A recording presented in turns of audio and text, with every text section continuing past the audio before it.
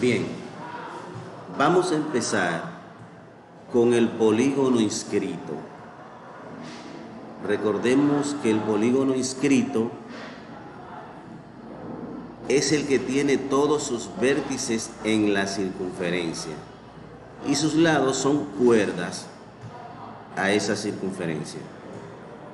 Este polígono está inscrito porque está dentro de la circunferencia.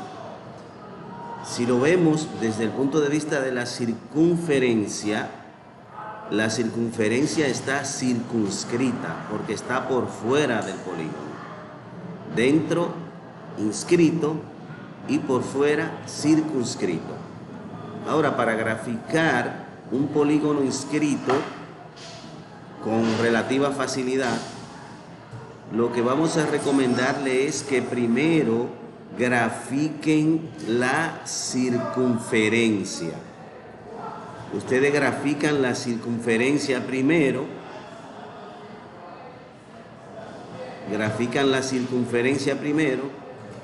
y luego para graficar el polígono inscrito, lo que tienen es que trazar cuerdas dentro de la circunferencia. O sea, van a tomar un punto de la circunferencia, trazan una cuerda. Recuerden que las cuerdas van desde un punto de la circunferencia hasta el otro sin atravesarla. Y así grafican los diferentes lados del polígono. Un polígono de 3, de 4 lados, no importa si no es igual al que hicimos nosotros en el ejemplo. Lo importante es que tracen un polígono inscrito, o sea que el polígono esté dentro de la circunferencia. Yo puedo trazar aquí un lado y luego la otra cuerda trazarla cerrando el polígono. Ok, ese polígono está inscrito en la circunferencia porque está dentro de ella. Bien, ahora vamos a pasar al polígono circunscrito.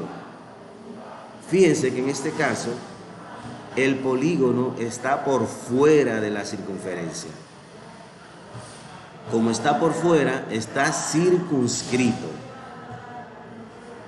La circunferencia, ¿cómo está aquí? ¿Está inscrita o está circunscrita? Como la circunferencia está dentro, en este caso está inscrita. Recuerden, lo que está dentro está inscrito. Lo que está por fuera está circunscrito.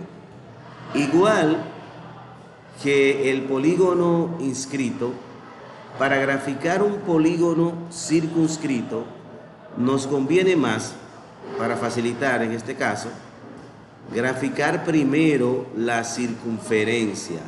Vamos a graficar la circunferencia y luego graficamos el polígono circunscrito. Ahora, para graficar el polígono circunscrito, lo que vamos es a trazar tangentes a la circunferencia. Recuerden que en un polígono circunscrito los lados son tangentes a la circunferencia porque solo tocan un punto de la circunferencia, están por fuera.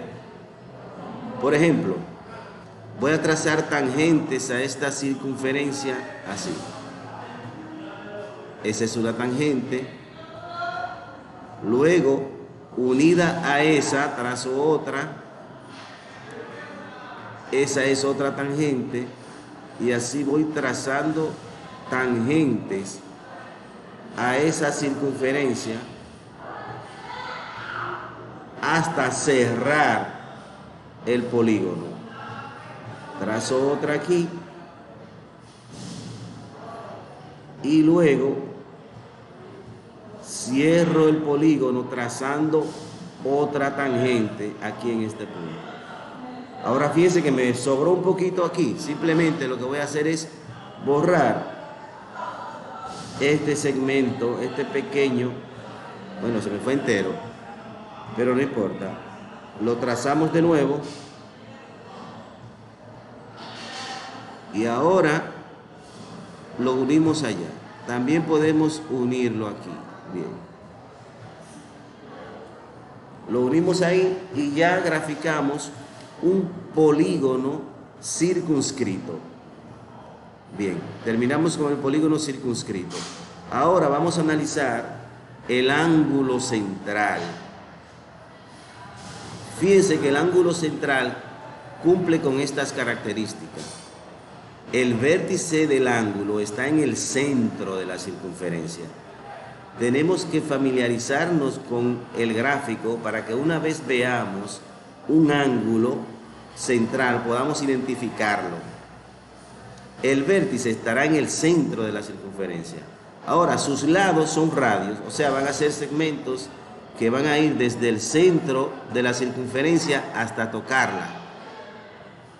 Este es un radio, este también es un radio porque viene desde el centro de la circunferencia hasta tocar la circunferencia. Ahora, algo importante es recordar que la medida del ángulo central es igual a la medida angular del arco que define. ¿Cuál es el arco que define? El arco que define será este arco que va aquí desde A hasta B. Por ejemplo, este ángulo que le llamamos θ mide 60, eso significa que ese arco AB también tiene que medir 60. θ es igual a 60, entonces AB también tiene que ser igual a 60. Si tenemos otro caso, por ejemplo, que θ mida 50, como θ mide 50, este arco AB tiene también que medir 50. ¿Por qué? Porque la medida del ángulo central es igual a la medida angular del arco que define. O sea que el arco AB también medirá 50. Eso es para el ángulo central. Ahora, tenemos el arco. Recordemos que el arco es una porción de la circunferencia. Este pedacito que está en rojo aquí es un arco, es el arco. Esto también es un arco de la circunferencia, este es un arco. Ahora, tenemos que recordar que la medida de este arco es igual a la medida del ángulo central que lo define. Es igual a la medida del ángulo central que lo define. Aquí van a poner central. Es igual a la medida del ángulo central que lo define. Por ejemplo, si este arco, podemos llamarle a este arco el arco AB, que es este pedacito que está aquí nada más. Si ese pedacito mide 30 grados, entonces ya yo sé cuánto mide alfa. Como el arco AB mide 30 y la medida del arco es igual a la medida del ángulo central que lo define, entonces este ángulo alfa también tendrá que medir 30 grados, porque son iguales. Seguimos con el otro concepto, y el otro concepto es el ángulo inscrito. Es el ángulo formado por dos cuerdas, cuyo vértice es un punto de la circunferencia. Este ángulo va a estar formado por dos cuerdas y su vértice va a estar en un punto de la circunferencia. Si nos fijamos en esta figura, solo hay un ángulo inscrito. ¿Por qué? Porque este ángulo B no es inscrito, porque hay un lado que es una cuerda, pero hay otro lado que es solo un radio. Y para que sea un ángulo inscrito, los dos lados tienen que ser cuerdas. El ángulo A no es un ángulo inscrito porque uno de sus lados es un radio. Para ser un ángulo inscrito, los dos tienen que ser cuerdas. Vamos a llamarle a este el ángulo C, y el ángulo C sí es un ángulo inscrito porque sus dos lados son cuerdas. Esas cuerdas van desde un punto de la circunferencia hasta tocar otro punto de la circunferencia. Por eso son cuerdas. Ahora, sobre el ángulo inscrito tenemos que saber que su medida es la mitad del ángulo central. La mitad del ángulo central. Este es un ángulo central. Este, bien. ¿Por qué? Porque está originado en el centro de la circunferencia y además sus lados son radios. Por eso ese ángulo es central. Si me dicen que ese ángulo central se llama teta y que su medida es 40, sabiendo que la medida de este ángulo inscrito C, es la mitad del ángulo central, entonces ya yo sé que la medida de este ángulo C tiene que ser la mitad de 40, que es 20. Bien, porque el ángulo inscrito es la mitad de la medida del ángulo central. También podemos agregar ahí que, conociendo la medida del ángulo inscrito, también podemos saber la medida del arco que define ese ángulo inscrito. ¿Por qué? Su medida es la mitad del arco que lo define. La medida de este arco tendrá que ser entonces el doble de ese ángulo inscrito. ¿Por qué? Porque la medida del ángulo inscrito es la mitad de este arco. O sea, el ángulo inscrito mide 20, entonces el arco tendrá que medir 40. Bien, eso es sobre el ángulo inscrito. El que nos sigue ahora, el ángulo semi-inscrito. Es bastante parecido al ángulo inscrito, pero la diferencia es que ahora está formado por una cuerda y una recta tangente. Pero igual, la medida de este ángulo semi-inscrito es la mitad del arco que define. Sabemos que el arco que define, ¿verdad?, va desde aquí. Todo esto es el arco que está definiendo este ejemplo, el arco AB. Entonces tenemos el ángulo beta aquí, que está semi-inscrito. Semi-inscrito, ¿por qué? Porque está formado por una cuerda y una tangente.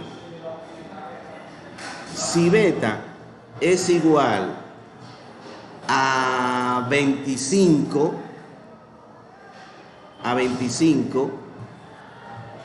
como la medida de este ángulo es la mitad del arco que define, entonces, ¿de quién es 25 la mitad? 25 es la mitad de 50. Significa entonces que este arco AB mediría 50, porque es el doble, el arco AB es el doble de beta.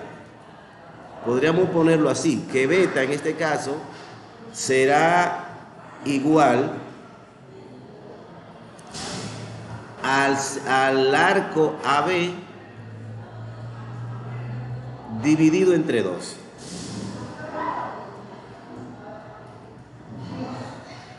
Tendríamos entonces que beta será igual al arco AB. ¿Cuánto mide el arco AB? Mide 50.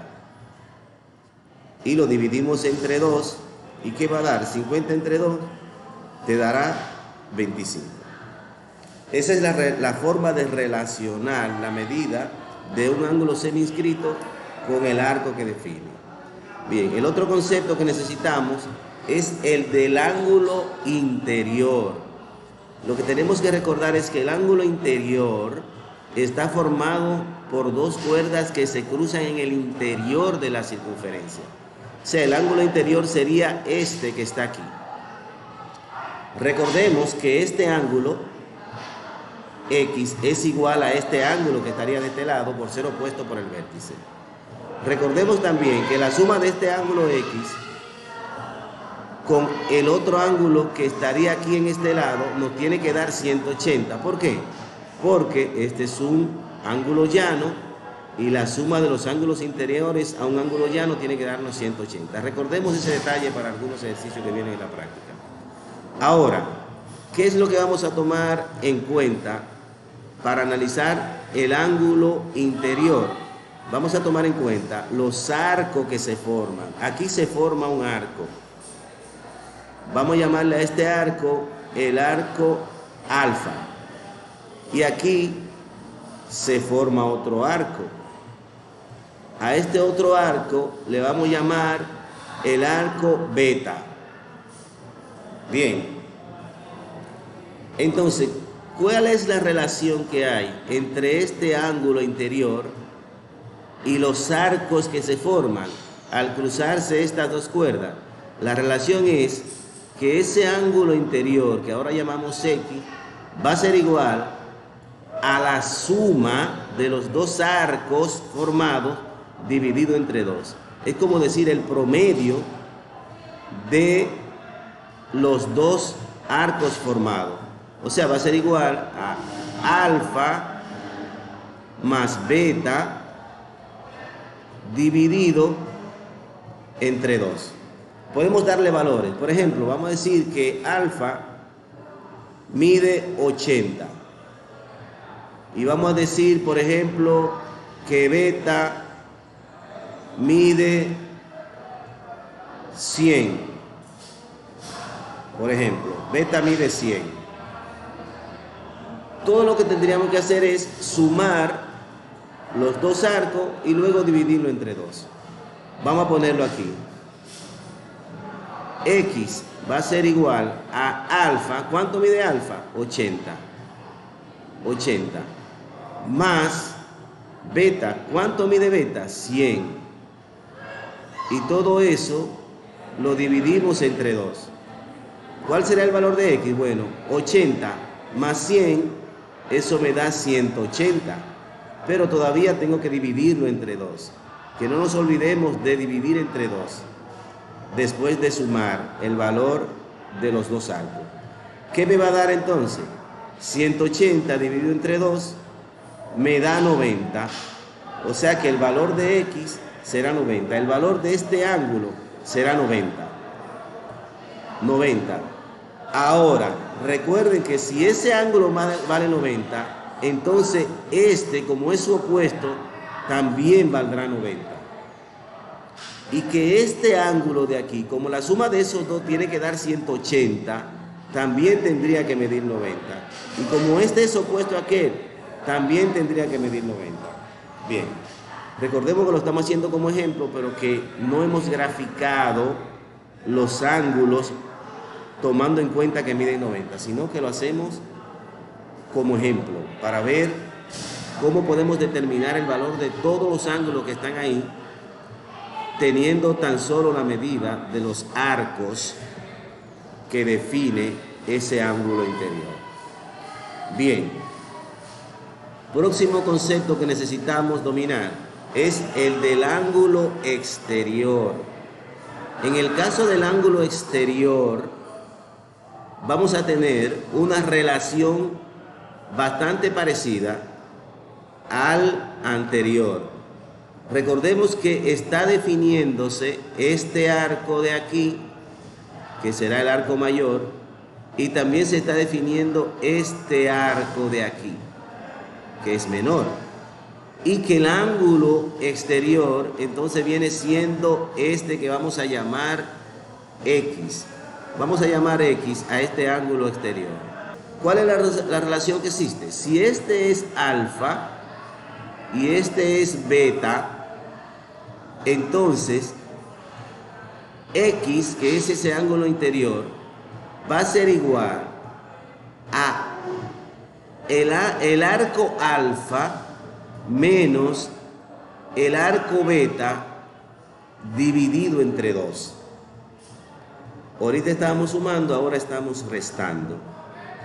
O sea, que si tenemos aquí un arco alfa que mide, pongamos, 100 grados, y tenemos aquí un arco beta que mide, pongamos, 30. Beta es igual a 30. Eso significa que para conseguir a X, lo que tengo es que restarle beta a alfa y luego dividirlo entre 2. 100 menos 30 y lo divido entre 2. Pero vamos a hacerlo aquí para hacerlo todo en orden. X va a ser igual a ¿qué? Alfa. ¿Cuánto vale alfa? Alfa vale 100 menos beta. ¿Cuánto vale beta? Beta vale 30. Entonces lo dividimos entre 2. ¿Y qué nos dará? X será igual, 100 menos 30 serán 70. Ahora, recuerden que tenemos que dividir entre 2. ¿Qué me va a dar? 70 dividido entre 2 me va a dar 35. O sea que en este caso, este ángulo X tiene un valor de 35 grados. Y pude determinarlo conociendo los arcos que define. Tenemos este gráfico aquí, pero la forma de calcular el valor de este ángulo será exactamente la misma. El arco mayor será este que está aquí y el arco menor será este que está aquí. La fórmula es exactamente la misma. Seguimos con el último caso que vamos a ver, y es un caso especial de los ángulos exteriores. ¿Qué es lo que pasa ahora? Fíjense que el ángulo exterior está formado por 2 tangentes a la circunferencia.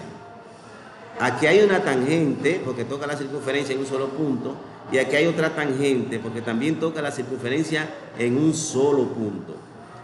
Cuando esto sucede, ¿qué relación hay? La relación es que la suma de este arco más la suma del ángulo, la suma de las medidas de los dos, va a dar 180. O sea, alfa más x, en este caso, me va a dar 180. Por eso, si me dan el valor de alfa, yo puedo conseguir el valor de x. Simplemente despejo x en la fórmula, porque x, el valor de x será lo que le falte a 50 para llegar a 180. Pero para ser ordenado, podemos despejar en la fórmula. Es decir, bueno, x será igual a ¿qué? Tengo 180 del otro lado, pero para dejar la x sola, para despejarla, tengo que quitar a alfa. Y alfa me va a quedar al lado opuesto, ¿con qué? Con el signo contrario. Aquí está sumando, recordemos que está de primero, el signo positivo no se marca. Entonces va a pasar al otro lado restando.